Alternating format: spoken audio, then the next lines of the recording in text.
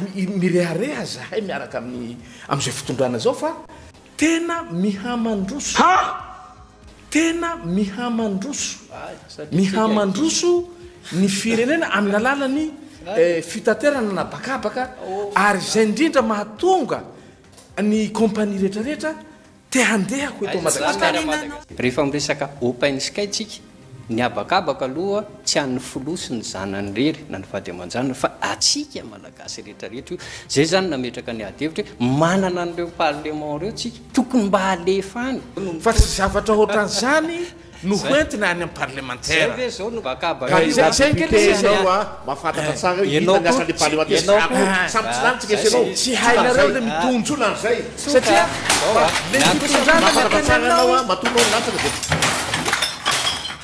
nafanadinafana ny adevitra tao amin'ny fandarana dondresaka zay novokarin'ny télévision TV Plus Madagasikara tamin'ny lahady fa 8 ny volana septambra 2024 lasa teo.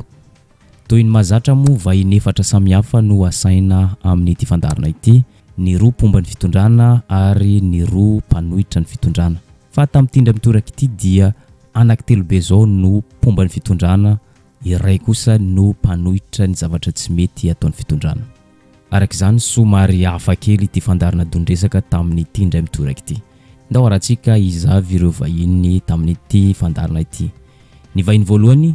Limbaza Stanislas, secrétaire général ni RPSD, mpanohana ny fitondrany Andrajoelina. Ny vahiny faharoa Randrenevo Jeremio, vice-président mouvement Mitabe, pomba ny fitondrana ihany koa izy. Ny fahatelo Général Raslouf Lumen, filoalevitry Laifar, pomba ny fitondrany Andrajoelina koa ity général ity.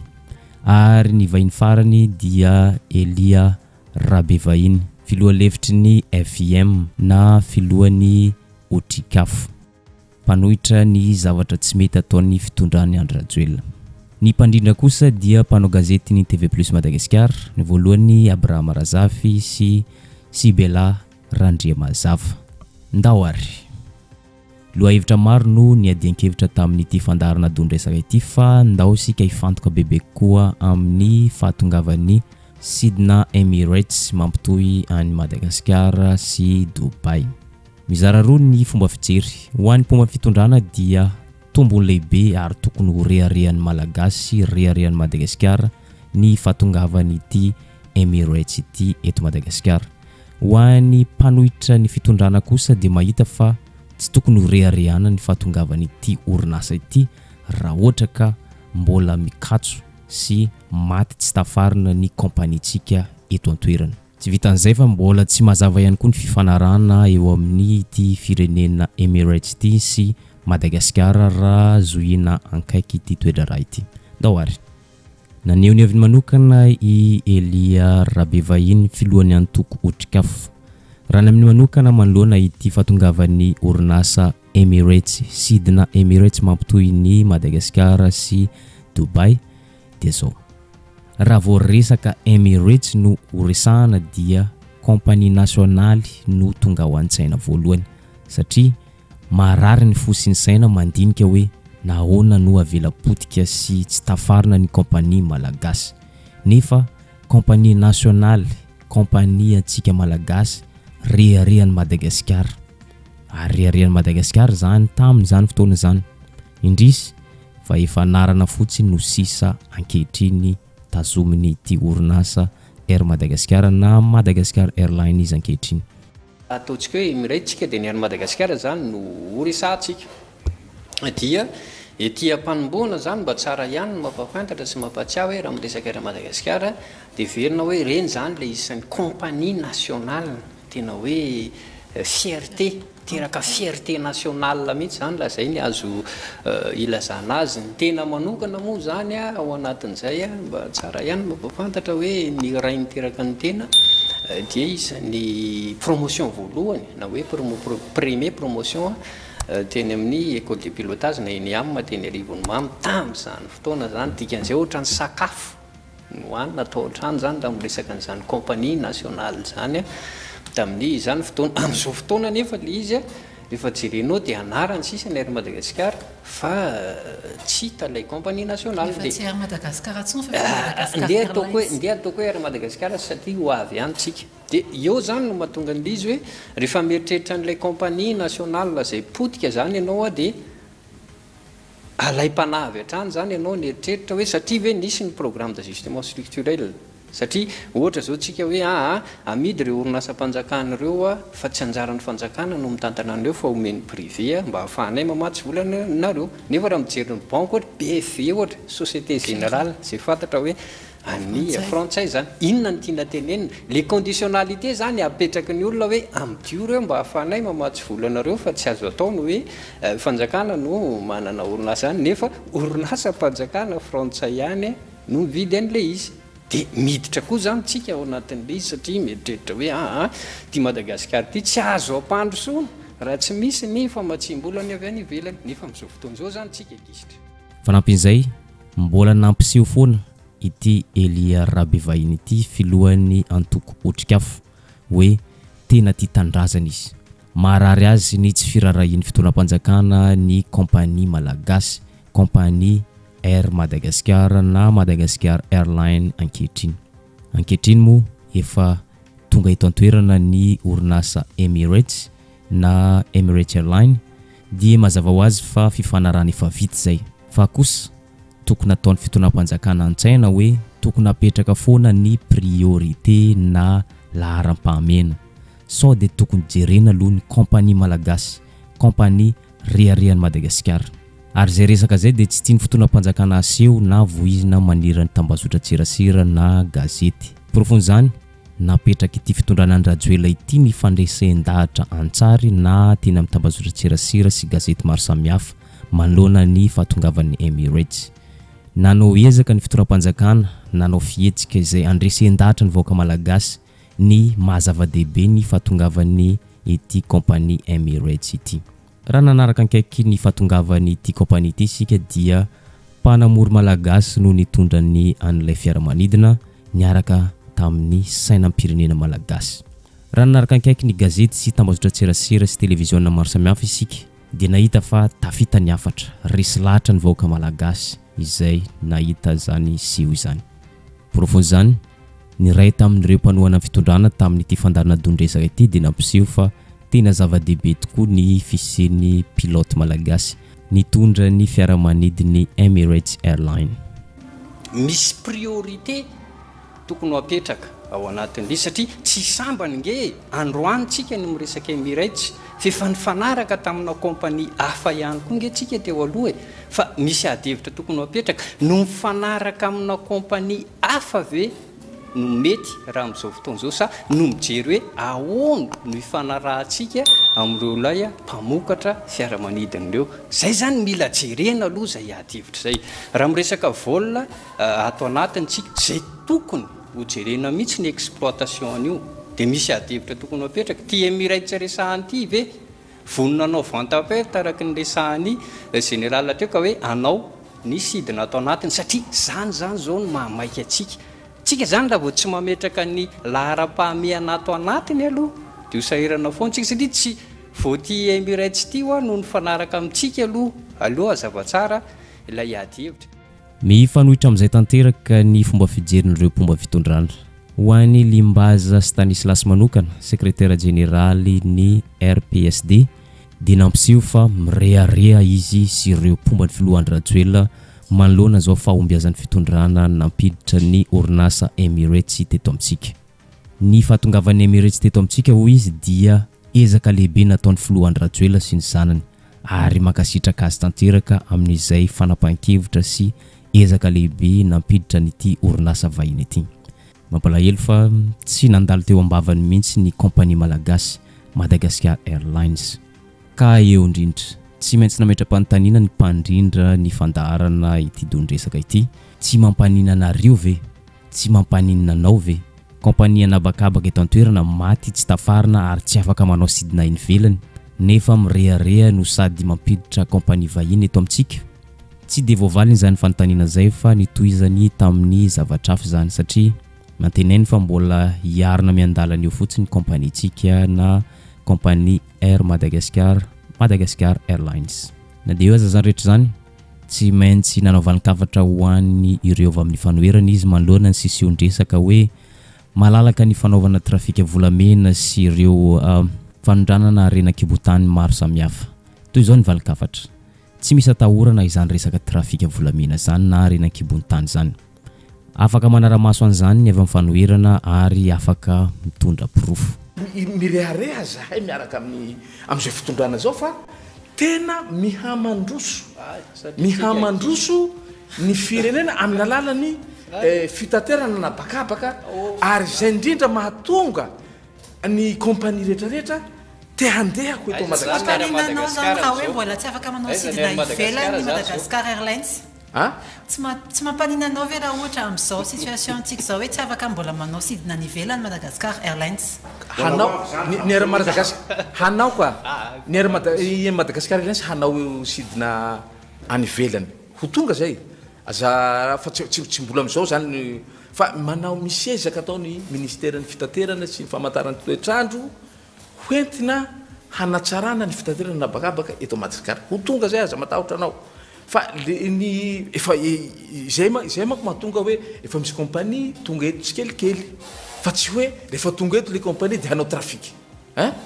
raha nanao an'izany le compagnie zany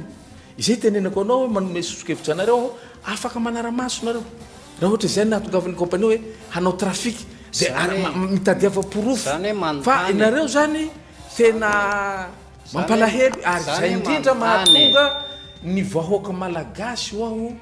tsy mila nareo mitsony miara-dalana amin'izay ihany koa ny fanehoan-kevitry generaly efa misotro ronono Rasolo Flumen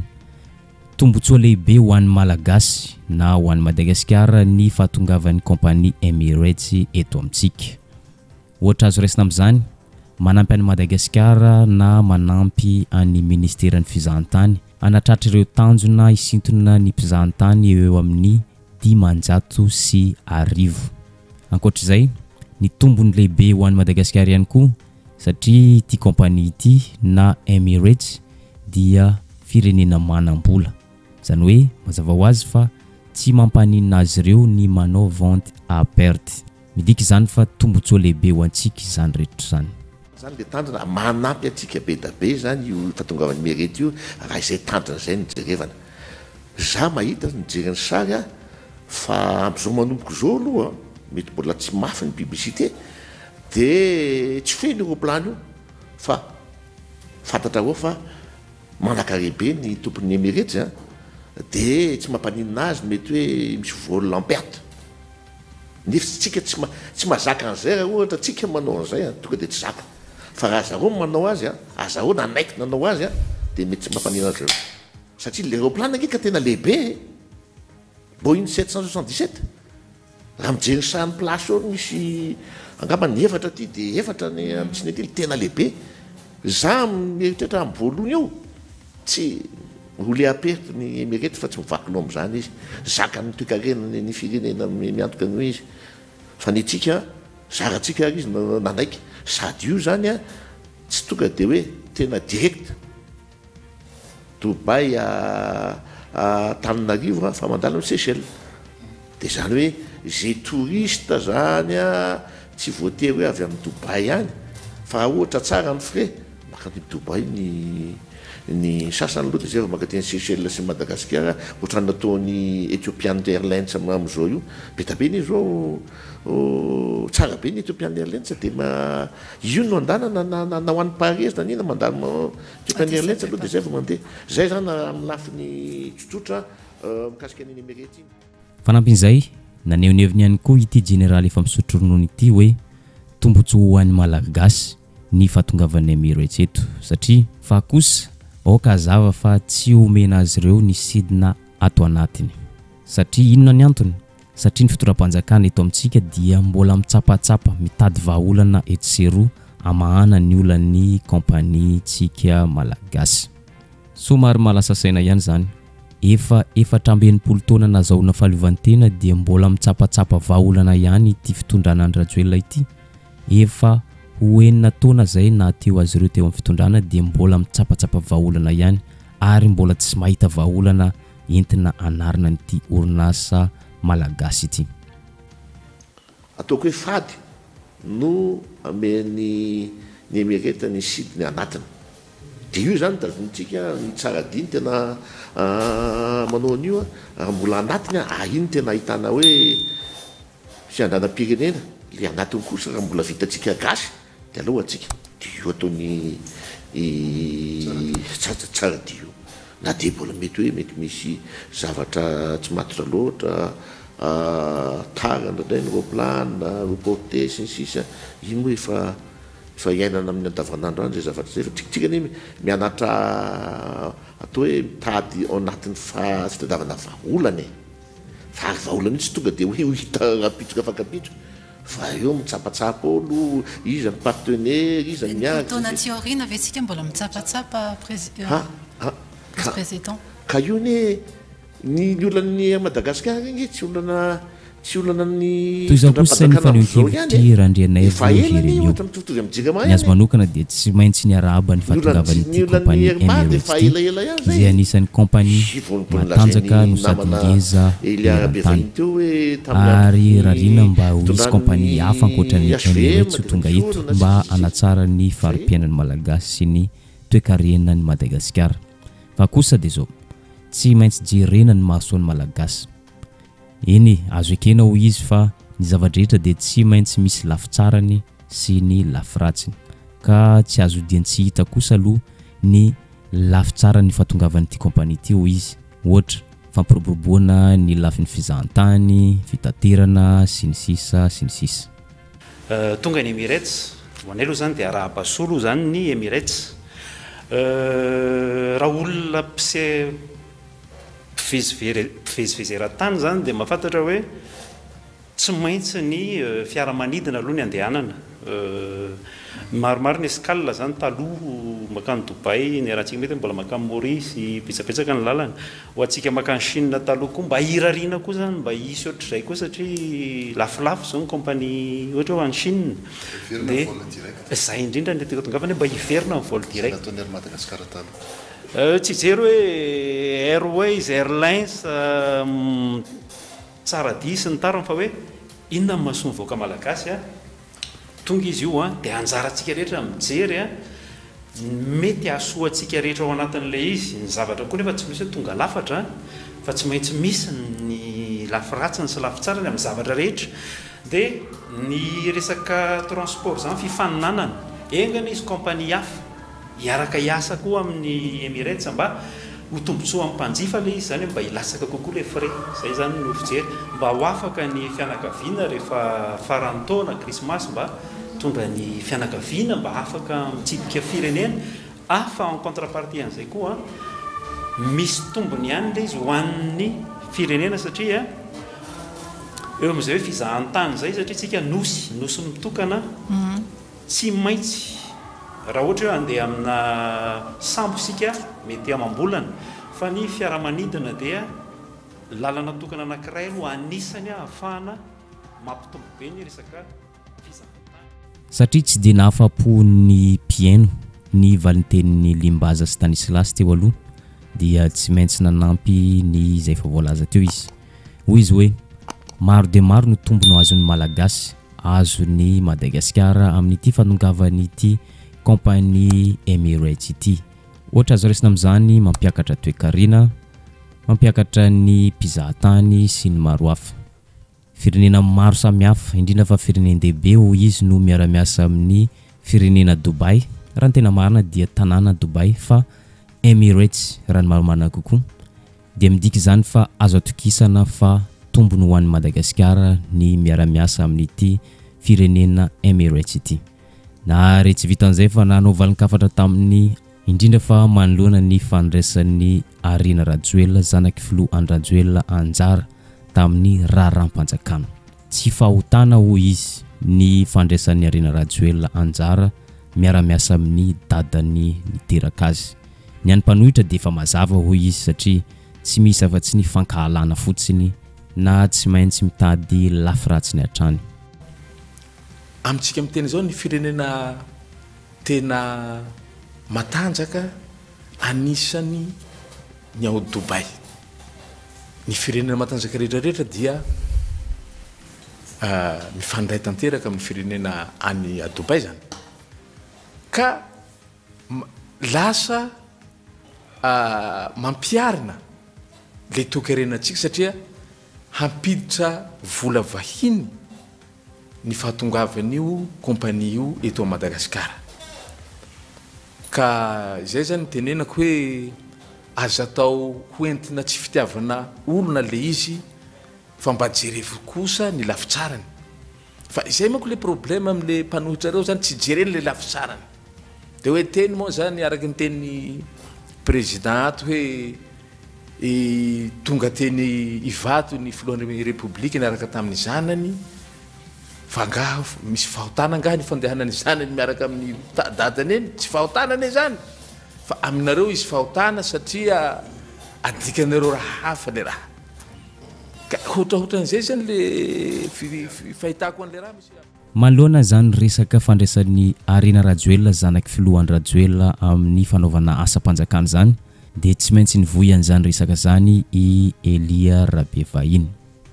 raha vao miresaka Open Sky na fanokafana ny sidina anabakabaka ivelany tokony napetraka foana ny intégrité territoriale tokony efa vonona sy afaka mifaninana amin'ny kompania avy any ivelany ny kompaniantsika eto an-toerana manoloana ny fifanarahana eo amin'ny Emirates sy Madagasikara manoloana ity sidina Madagasikara mivantana Dubai ity dia somary tsy de mazava ny fifanarahana ary hitataratra fa fanapankevitra n'olombitsy no natao raha ny amin'ny Elia Rabevahiny manokana dia mazava ny azy hoe tsy tokony nanapa-kevitra samy irery filohan'ny Rajoelina sy ny zanany na ireo manodidina azy fa mba tokony nampandalovina tao amin'ny parlementaire ity resaka négociation eo amin'ny Emirates sy Madagasikara ity satria tsy any filohan'ny Rajoelina sy ny zanany rery na ny fianakaviany ny abakabaky ny Madagasikara fa any malagasy rehetra manerina nosy ka noho izany dia tokony nandalo parlementaire ity raharaha ity satria ireo parlementaire no solotenan'ny vahoaka hiaro ny tombontsoan'ny vahoaka ary mikatsaka ny mahasoan'ny vahoaka ka tsy maintsy mametraka foana ny laharam-pahamena ho amin'ny tombontsoam-bahoaka sy tombontsoam-pirenena fa tsy nataon'ny filohan'ny Rajoelina zany ary tsy nataon'ireo manodidina azy izany rehetra zany mety matahotra angamba mety hoisy sakantsakana ity resaka fifanarahana eo amin'ny Emirates sy Madagasikara ity mba tsara marihana ihany Abraham akoatra ny teknisianina malagasy dia ny hoe rehefa miresaka Open Sky tsika ny abakabaka aloha tsy an'ny filosy ny zanany rery na ny vady aman-janany fa atsika malagasy rehetrarehetra io zay zany nametraka ny adevitra hoe manana an'ireo parlement reo tsika tokony mba alefa any izany adihevitra zany andeha atao anaty finosana hoe ireo no misolotenan'ny vahoaka dia mba tokony isy adihevitra mahakasika an'izany fa amin'izao fotoana izao potika le kompania ny olona rehefa miresaka Open Sky dia tsotra zany ao anatin'izay firy aloha zany ny flotanao dikan'izay matoy ianao miresaka Open Sky efa afaka hifaninana amin'izay kompania rehetrarehetra ampidirinao ao zany aloha ianao fa raha miresaka Madagasikara tsika firy moa zany ny flotentsika keresantsika Open Sky ao anatin'izy ny azy zany tena le fitiavana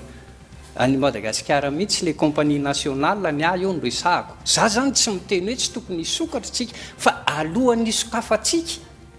misy adihevitra aloha tokony ho apetraka ao anatin'izay hoe inona no avantage tsika dia inona no convénient dia par rapport amin'izay fifanarahana eo inona no mety no tombony ho atsika amin'izao fotoana zao ankoatr'izay nametraka fanontaniana manitikitika azy sy manitikitika ny vahoaka malagasy maro i Elia Rabevahiny filoha lefitry ny FIM sy filohan'ny Antoko Otrikafo toy izao ny fanontaniana napetrany tamin'ireo mpomba ny fitondrana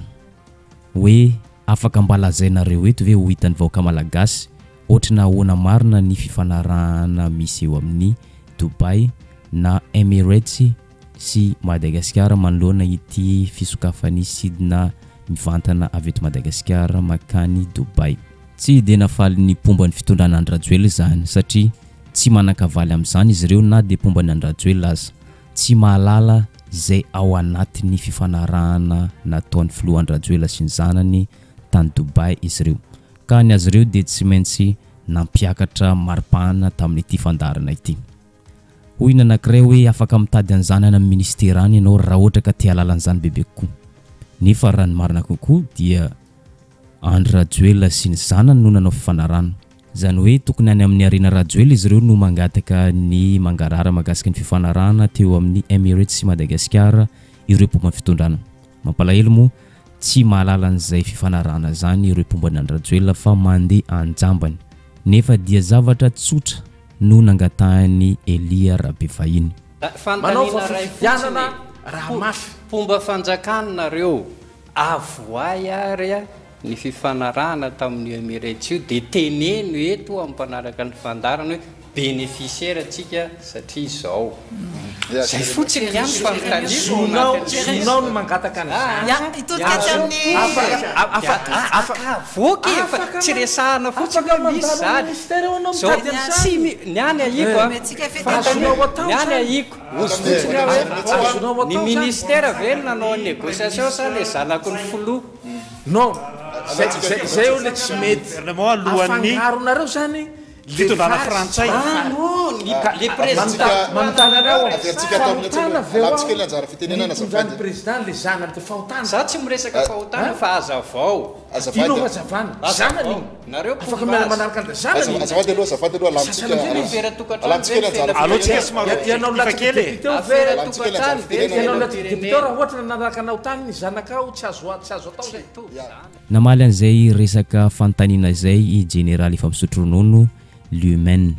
satria tsy mahita valy amin'izany izy. Hoy izy hoe ny mpanohitra dia tsy maintsy mahita zavatra resahana foana, tsy maintsy mitady zavatra naratsiana amin'ny fitondrana foana, dia tsy maintsy mahita ny lafiratsiny foana amin'ny zavatra rehetra ataon'ny fitondram-panjakana, indrindra fa ity fitondrana tariny filoha Andry Rajoelina ity. Ohatra hoe potika ny lalana, nefa dia mba nanao lalana ihany ity fitondram-panjakana tariny filoha Andry Rajoelina ity fa tsy nomen'izy ireo tehaka zany ary tsy asian'izy ireo resaka. Tsy fantako hoe manao ny asany ve ny mpanohatra raha tsy mahita ny zavatra tsara ataon'ny mpitondra fanjakana fa dia zavatra ratsy za zany averiko eto foana hoe misy zao ny tena hoe potika ny lalany RN2, potika ny lalany ohatran'izao nefa zao tsy fantany hoe eo akaiky ny RN2 ny RN44 mpitondra fanjakana zao ny namita an'io e manina tsy lazainy hoe vita amin'ny fitondra fanjakana koa le RN4 akaiky ny RN2 tokony fa dia mahita olatra anankiray zay ohatra faharoa be da be iny namanao mpanohatra e satria aky lazaina tsy miako a namako foana dia tsy mitovy hevitra politika amiko namako foana gasy mitovy amiko a tsy olana jerevy zao a tamin'Andresy Baria tsy le omaly a fa tamin'izy nandresy tamin'ny kanina tany Egypte dia nandresy Baria président anisan'ny faly satany teo izy a be da be ny vahoaka malagasy ny faly za miteny aminareo fa mbola misy namanao mpanohatra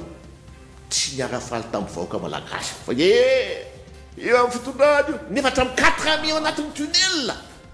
makalaza le faly tamin'ny baran'Andresy. Zay ny valinteny mandroany izany. Ho an'ny Limbaza Stanislas kosa dia nanome valin-kafatra ho an'ny ireo avy amin'ny fanoherana manoloana ny hayahin'izy ireo mahakasika ny fanondranana volamena tsokosoko manoloana nyity fidirana ity sidina mivantana avy eto Madagasikara makany Dubai. Toy izao ny valin-kafatra mangataka ny mpanohitra mba hanara-maso ankaiky ny trafika ny volamena miditra mivoaka eto Madagasikara ary mino za fa tsy ahitan'izany ny mpanohitra manome toky izy fa tsy isan'izany eto amintsika. Raha ohatra ka sanatria misy zany dia afaka mitondra pirofo ny avy amin'ny fanoherana. Le anareo manko zany ahiahy tsy fihavanana araka ny teninao teo hoe trafika manome sosokevitra anareo mpanohitra afaka arahinareo maso eny hoe manao trafika ve le compagnie Emirates raha fa tonga teto Madagasikara fa tadidio fa tsy sika malagasy rerihany no misokatra fa ny firenena anisany matanjaka zany China zany kanefa misokatra ary ny anareo zany tsy misy lafy tsarany ataon'izao fitondram-panjakana zao na dia manao ezaka fa lafy ratsiny avao zany ro ambaranareo mikasika raha Madagasikara resahinao zao mandehany le sidina mankany Toliara Tolagnaro tsy asianareo resaka iza ny manao azy ny compagnie Air Madagasikara ny tsara dia mandehany zany sa nisy olona ohatsy hoe handeha Toliara handeha avion de tsy lasa tsy nandeha manao ny sarany ka ny sarany mako zany miankina amin'ny compagnie zany na dia eo aza zany rehetra zany dia nanakavaly ihany General Lumen Rasloof hoe mino izy fa tsy maintsy nisy adihevitra tany ambadimbadika tany manoloana ny fitakiana ny fampandalovana ity raha négociation ny fanokafana ny sidina avy eto Madagasikara makany Emirates fa tsy manana proof amin'izany izy fa mino izy fa tsy zavatra fanampahan-kevitra moramora ity fanokafana ity sidina ity ka tsy maintsy nisy adihevitra lehibe tao ambadimbadika tao fa tsy manana proof amin'izany izy ary ny ziriziry mihitsy izy tamin'ity fanehoan-kevitra ity fa tsy tokony hampandalovana parlementaire zany rehetra zany ary izy telo mirahalahy miombon-kevitra amin'izany tsy ny zavatra rehetra ataony exécutif no tsy maintsy hampandalovana any amin'ny parlementaire azony exécutif atao tsara na ireo mpanatanteraka atao tsara ny manapa-kevitra samirery tsy mila ny parlementaire hoy ity général efa misotro ronono ity ary miombon-kevitra amin'izany daholo izy telo mirahalahy somary malasa saina ihany zany